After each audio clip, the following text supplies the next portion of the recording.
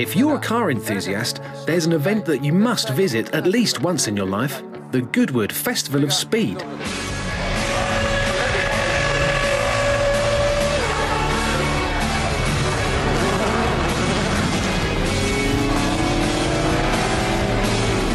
In the summer sunshine of the south of England, the Goodwood Festival of Speed takes place every July. Goodwood brings together the world of motorsport, and if you're a fan, you're treated to a moving display of over 340 vehicles driven by the racing legends. In this second program, Kazunori Yamauchi, the producer of the Gran Turismo series, immerses himself in the Festival of Speed, meeting the stars of Formula One and other celebrities. Goodwood is not just about the people. The cars take center stage, and Yamauchi-san will be driving a selection of the world's best production sports cars. He'll also travel back in time, taking classic racing machines on the course, including the legendary and one-of-a-kind 1966 Jaguar XJ13, a beautiful and truly unique machine. But what is it that makes this event so special? I think it really boils down to people. Cars draw together and tie together different people like a piece of string. And splendid people like Lord March, incredible drivers like Sebastian Loeb, and incredible engineers from all the manufacturers, they are drawn to cars and gather around it as if it were the string that tied them all together. I think that's what Goodwood is about. So what I was thinking, while surrounded by the nature here, was that it's really the people that is important in cars. The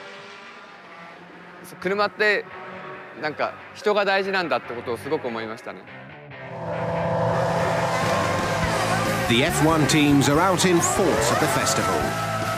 Their runs up the hill are not timed, which gives them the freedom to cut loose and put on a show for the fans who are just meters away.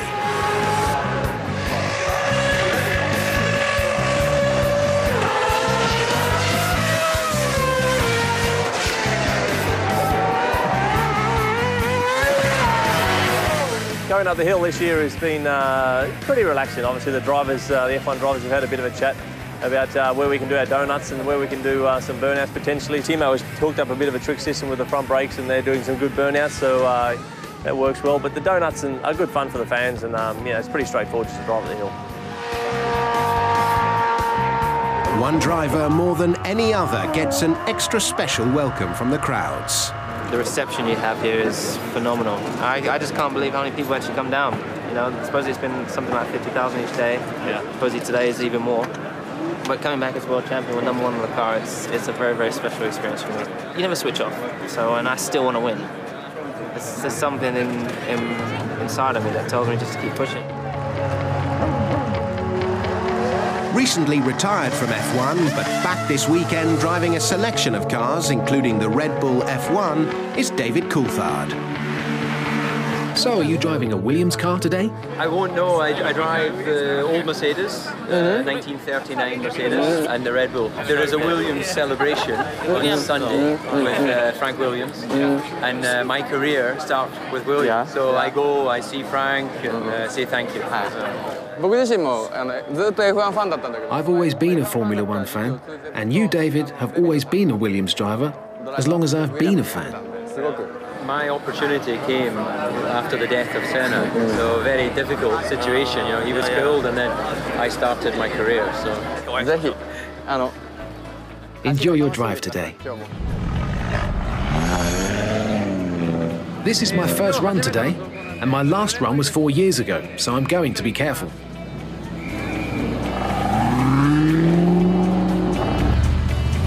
A whole paddock is devoted to over 40 of the world's best production supercars. But unlike crowded motor shows, the cars are given the chance to show what they're made of.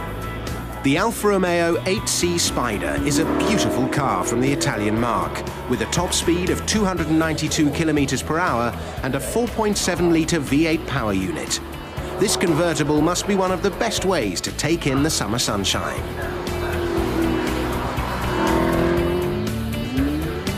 Almost the embodiment of Japanese innovation, the Nissan GT-R Spec V feels very much at home let loose on an English country road.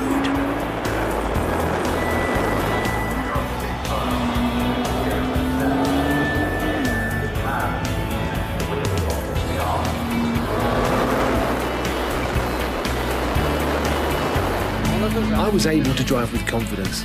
I actually caught up with the car in front of me.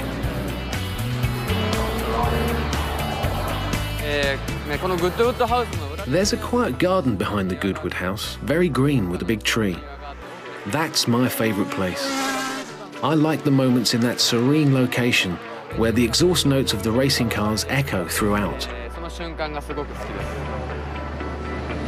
The lawns next to the Great House play host to the Cartier Style et Luxe Concours competition, where cars are judged on design and aesthetics by an expert panel from across the arts world. Yes, that natural, serene environment sort of makes you reflect upon the history of the cars that surround us here. The history and origin of the cars at the festival are often complemented with the selection of driver. And this year, Bruno Senna, nephew of all-time F1 legend Ayrton Senna, drives his uncle's championship-winning McLaren MP44, which won 15 out of 16 Grand Prix in the 1988 F1 season.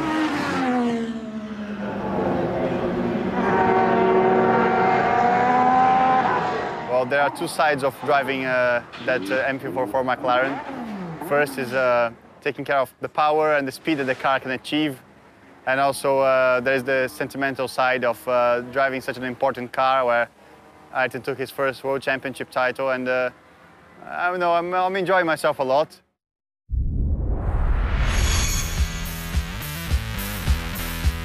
Some cars are more suited than others to the course.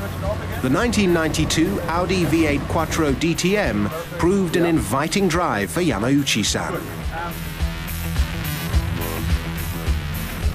It should be very fast and very easy to drive.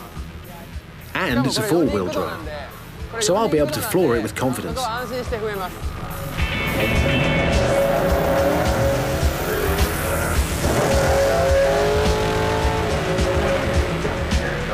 This model proved very successful as Hans-Joachim Stuck won the 1990 DTM Championship, followed by Frank Biela the year after.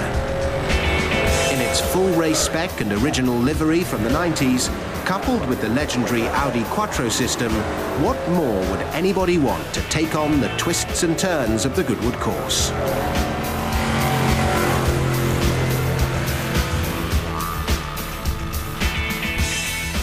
The Lotus is a car that I've always admired since I was a child, like the Lotus Esprit. And this car has inherited their long history of design.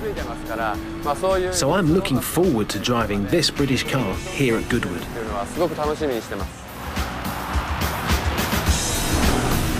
The Evora is the latest offering from Lotus. Created in a mere 27 months, and with rumours that a convertible and supercharged version will be made, it's sure to be another success for that most English of sports car manufacturers.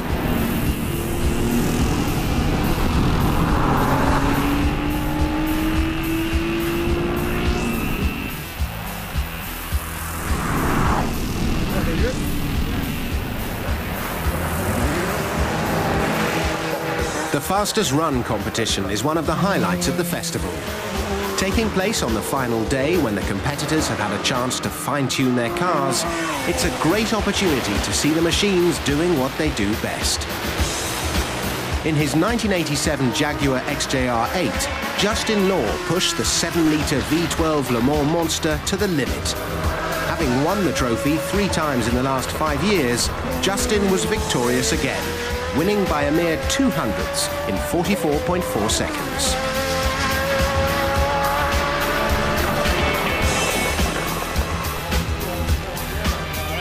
Justin Law, 44.4 seconds.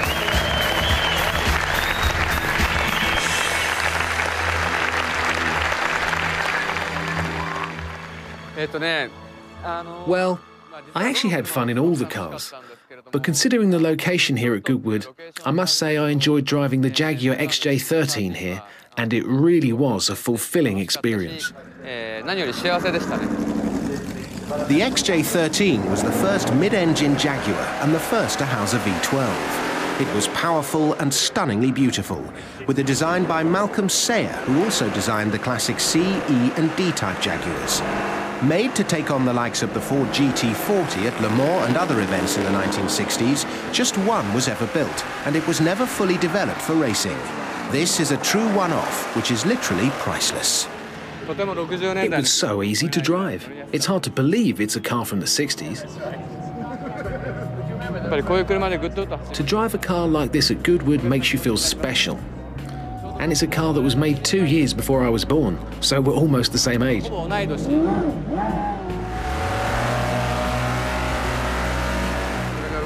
The mere fact that this car is still moving is unbelievable. That it actually still functions and drives.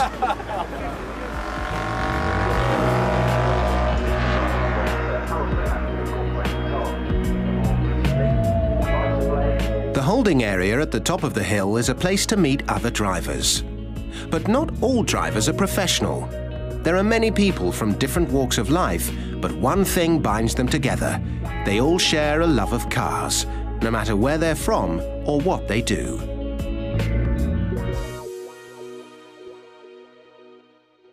Enjoying the event? Oh yeah, great fun. Yeah, this is terrific. Very exciting. It's very exciting to see all these cars.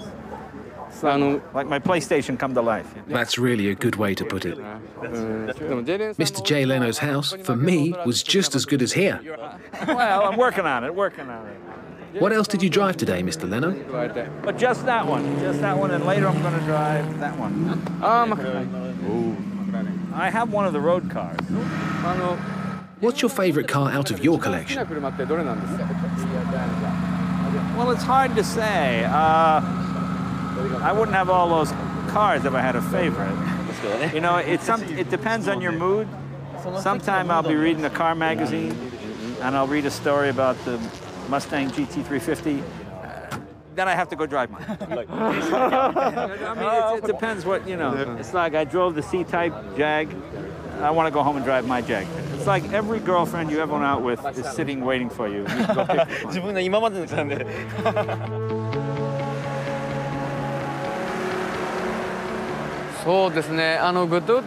Every year at Goodwood, I have different favourite cars. But the XJ13 at this year's event was extremely beautiful.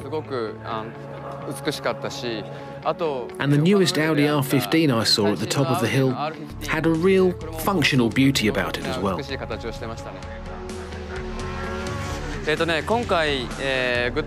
Before arriving at Goodwood, I was worried this tight schedule would be impossible to deal with. But now I think it's actually better to have a lot to do at Goodwood.